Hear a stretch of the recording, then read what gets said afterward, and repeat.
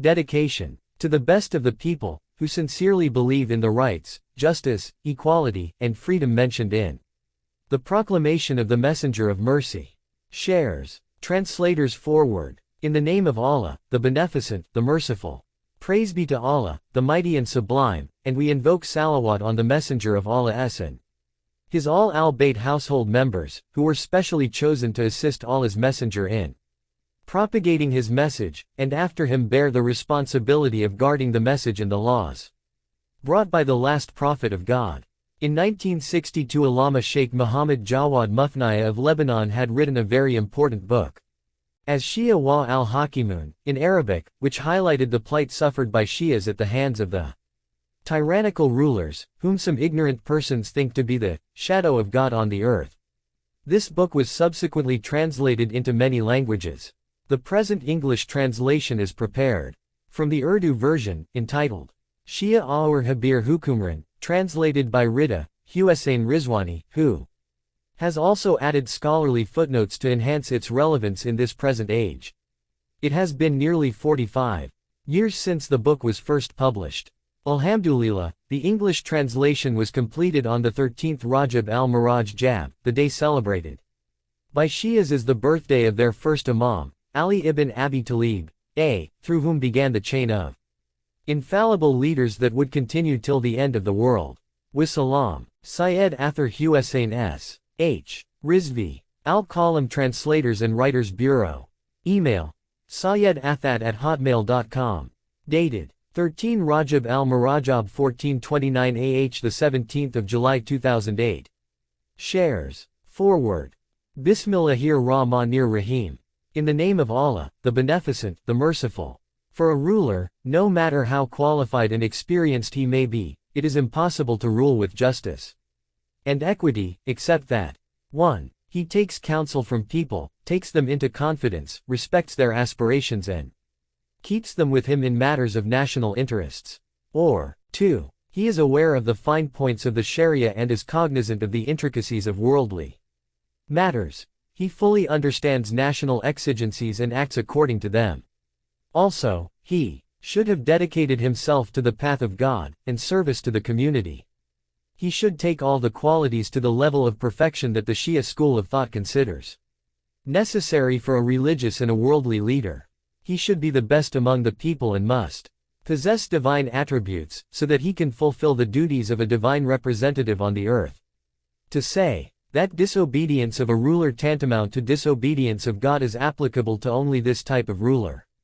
That if a ruler is bereft of these two conditions, he would naturally try to rule the society through force and compulsion, which would inevitably create oppression, extremism, constraints and injustice in the kingdom. Indeed, the Shia point of view regarding the ruler is absolutely correct from the academic aspect.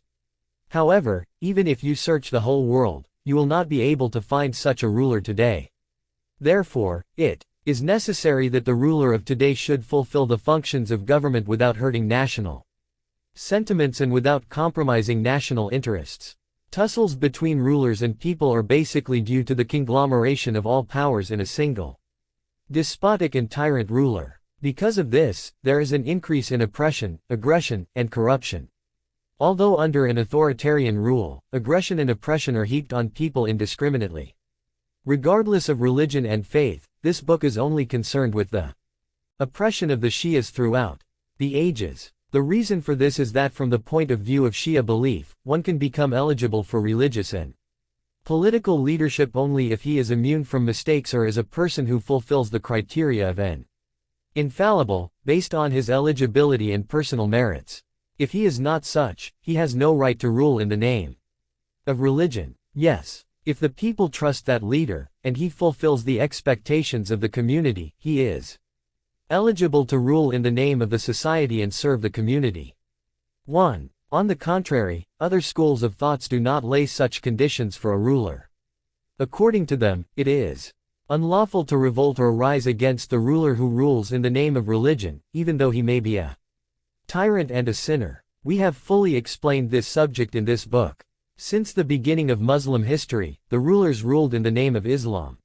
According to the Shia faith, these rulers did not fulfill the criteria of rulership. This the Shias considered them usurpers and used to oppose them. As Shi'ism spread and gained wide acceptance among the people, the tyrant rulers began to have sleepless nights. Hence the Shias had to bear different types of persecutions at their hands. Obviously, no ruler, especially an autocratic one, can ever tolerate opposition from any section of the society. That is why, historically, Shias became targets of cruelties of the tyrant rulers, and those rulers pushed them to the wall. They tried to crush the Shias completely so that none remains to voice opposition against their rule. The book in your hand exposes the severe and ghastly behavior that the tyrannical regimes employed with the Shias. This book discusses this shameful conduct of these people that resulted in the weakening of Islam and the Islamic unity, and which created, among the Muslims masses, hatred and animosity against Shia Muslims. And this continued to exist for many centuries. Also, in this book, we have described the tyrannies of those rulers who killed national aspirations and violated the rights of the real legitimate rulers, illegally occupying the seats of power. This work is also concerned with the sacrifices of those who dared to oppose the tyrants and who laid down their lives and sacrificed their close and dear ones on the altar of justice. At last, their sacrifices bore fruits, resulting in regimes being overthrown, rulership and autocracies declining, and tyrant rulers getting eliminated one after another and their power vanishing. The Shias accord great importance to the qualities necessary for a religious ruler. They have recorded these points in their books of jurisprudence and faith. Shia scholars impart the same teachings to their students in the religious seminaries. They disseminate the same concepts to people at religious gatherings and during sermons. Shia sources say that a ruler who rules in the name of religion, but fails to fulfill one of the above conditions, is an enemy of God, His angels, and His prophets.